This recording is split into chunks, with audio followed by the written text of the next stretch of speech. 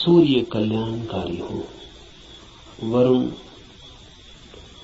अर्यमा, इंद्र और बृहस्पति, विष्णु कल्याणकारी हो, उस ब्रह्म को नमस्कार हो।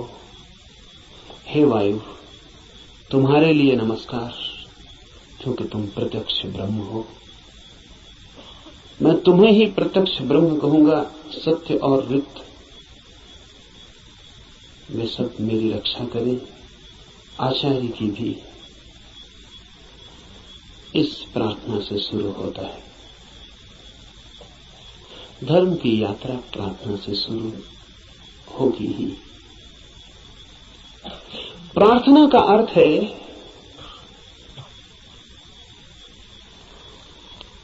आस्था, आशा। प्रार्थना का अर्थ है इस सारे जगत के साथ हमारे जुड़े हुए होने का भाव। प्रार्थना का अर्थ है मुझ अकेले से क्या होगा। मुझ अकेले से होता तो हो गया होता। मुझ अकेले से तो क्षुद्र भी नहीं सध पाया। चाहा था धन मिल जाए, वो भी नहीं मिला। चाहा था पद मिल जाए, वो भी नहीं मिला। कैसी कैसी चाहें की थी, बड़ी छोटी थी, वे भी पूरी न हुई। मुझ अकेले से तो संसार भी न सधा। तो सत्य की ये महायात्रा मुझ अकेले से हो सकेगी? अकेले अकेले तो मैं संसार में भी हार गया हूं। सभी हारे हुए हैं संसार में। जो जीते हुए दिखाई पड़ते हैं वे भी, बस वे दूसरों को जीते हुए दिखाई पड़ते हैं। खुद तो बिल्कुल हारे हुए हैं।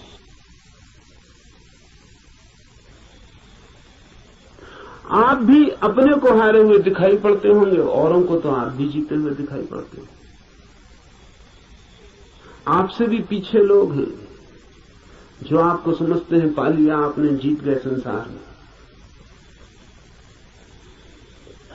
लेकिन भीतर से अगर हम आदमी को देखें तो एक एक आदमी हारा हुआ है। संसार पराजय की लंबी कथा है। वहां जीत होती ही नहीं, वहां जीत हो ही नहीं सकती। वो संसार का स्वभाव नहीं। वहां हार ही नियति है, किसी की नहीं, किसी व्यक्ति की नहीं। संसार में होने की नियति ही हार है। वहां हारना ही होगा। वहां कोई कभी जीतता नहीं। वहां हम नहीं जीत पाए जहां क्षुद्र था, स्वप्न था।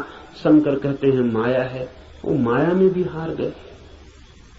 सपना था, भ्रम था, वहां भी तो जीत न पाए। जब भ्रम में भी हार गए, सपने में भी न जीते, तो यथार्थ में, सत्य में अकेले से क्या होगा? प्रार्थना का अर्थ है संसार में पराजित हुए व्यक्ति का यह अनुभव कि जन्मों जन्मों तक चेष्टा करके मैं हार गया। क्षुद्र में तो विराट में मेरी सामर्थ्य।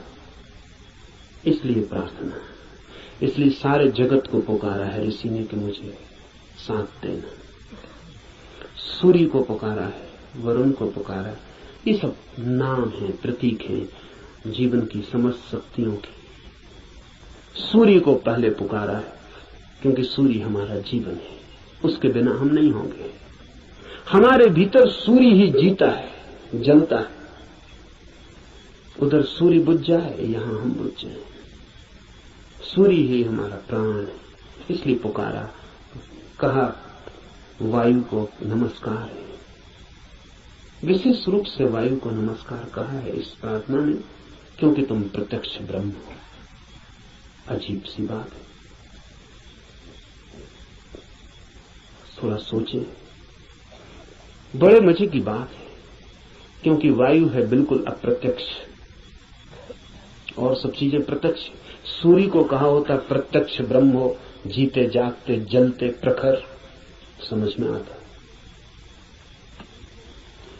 सूर्य को नहीं कहा प्रत्यक्ष ब्रह्म, कहा वायु को जो बिल्कुल दिखाई पड़ती नहीं, बिल्कुल अप्रत्यक्ष। कहां है प्रत्यक्ष वायु?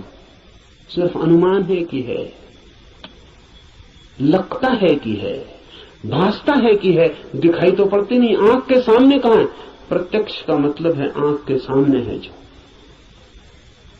आंख के सामने वायु बिल्कुल नहीं है, पत्थर पहाड़ सब आंख के सामने, वायु नहीं है। लेकिन ऋषि कहता है, हे वायु नमस्कार तुम्हें, क्योंकि तुम प्रत्यक्ष ब्रह्म हो। इसलिए कहा कि वायु जैसे दिखाई नहीं पड़ती और है, और आंख को दिखाई नहीं पड़ती फिर भी आंख को छू रही है प्रतिपल। ऐसा ही परम सत्य है, दिखाई नहीं पड़ता, छू रहा है प्रतिपल। वायु दिखाई नहीं पड़ती क्योंकि हमारे पास देखने वाली आंख नहीं है। वायु तो यहां है, वायु के बिना तो हम भी नहीं हो सकते हैं। वही तो हमारी श्वास में हमें संभाले, उसका ही आवागमन तो हमारा सारा जीवन है, जो इतने निकट है। श्वास है जो हमारी, वो भी दिखाई नहीं पड़ती क्योंकि हमारे पास आंखें बड़ी स्थूल है। तो हम जो बहुत मोटा मोटा है, स्थूल स्थूल है, वो देख लेते हैं। जो सूक्ष्म है वो हमें दिखाई नहीं पड़ता। वायु सूक्ष्मतम है, हमारे सामने मौजूद है, भीतर मौजूद है, बाहर मौजूद है, रोए रोए में मौजूद है और दिखाई नहीं पड़ती। इसलिए कहा कि तुम प्रत्यक्ष ब्रह्म हो, तुम ठीक ब्रह्म जैसी हो।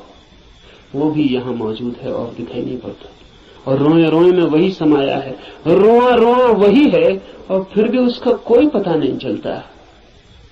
इसलिए वायु को नमस्कार किया है कि हम वायु को तो जानते हैं, ब्रह्म को नहीं जानते। वायु से एक धागा जोड़ा है कि ब्रह्म भी ठीक वायु जैसा है। इसलिए मैं तुम्हें प्रत्यक्ष ब्रह्म कहूंगा। ऋषि कहता है वायु को सत्य और ऋत के नाम से भी कहूंगा, क्योंकि तुम ठीक उस जैसी हो जो है और जिसका हमें पता नहीं है, जो हम स्वयं हैं और जिसका हमें पता नहीं, जो अभी और यहां सदा से मौजूद है और हमें उसका पता नहीं। लेकिन ये खोज पूरी हो सके अगर सब देवता रक्षा करें। देवता से अर्थ है सदा से जीवन की अनंत अनंत शक्तियां, और जीवन है एक विराट जाल अनंत शक्तियों का। आपका होना भी एक विराट जाल है अनंत शक्तियों का। मिलता है आप में सूर्य, मिलता है वरुण, मिलता है इंद्र, मिलती है वायु, मिलती है अग्नि, मिलती है पृथ्वी, सब कुछ मिलता है आकाश, सब आप में मिलते हैं। अगर एक व्यक्ति को हम पूरा का पूरा जान लें तो हमने बीज रूप में समस्त अस्तित्व को जान लिया। सब कुछ उसमें है, सबका दान उसमें है, सब मिलकर ही उसका अस्तित्व है। इन सबकी सहायता की प्रार्थना है, लेकिन क्या सूर्य सहायता करेगा?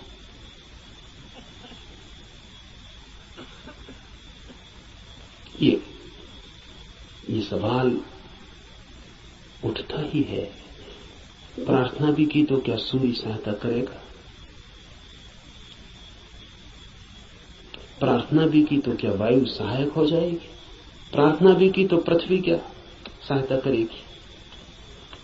पृथ्वी की सहायता और सूर्य की सहायता का सवाल नहीं है। आपने प्रार्थना की, यही बड़ी सहायता है। इसे थोड़ा ठीक से समझ लें। कोई सूर्य आके आपको सहायता नहीं करेगा, लेकिन आपने प्रार्थना की, इसका जो परिणाम है वो सूर्य पर नहीं होगा, आप पर होगा। क्योंकि प्रार्थना करने वाला चित्त हो जाता है विनम्र, प्रार्थना करने वाला चित्त हो जाता है असहाय, प्रार्थना करने वाला चित्त स्वीकार कर लेता है इस बात को कि मुझ अकेले से नहीं होगा। प्रार्थना करने वाला चित्त मिटने को तैयार हो जाता है। प्रार्थना करने वाला चित्त अपने अहंकार को, इस भाव को कि मैं कर सकता हूं, छोड़ देता है। इसके परिणाम होते हैं। प्रार्थना का सारा परिणाम आप पर होता है।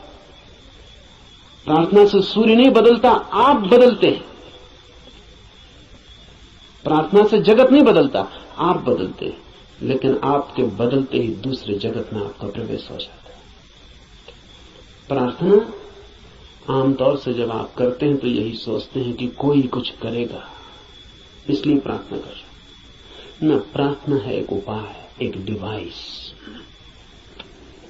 हाथ तो आप जोड़ते हैं किसी और के सामने, लेकिन जो परिणाम होता है वो होता है भीतर, जिसने हाथ जोड़े हैं उस पर। इसलिए बड़ी कठिनाई होती है अगर आप वैज्ञानिक के सामने कहें कि हे सूर्य सहायता कर, तो कहेगा मूढ़ता की बात है,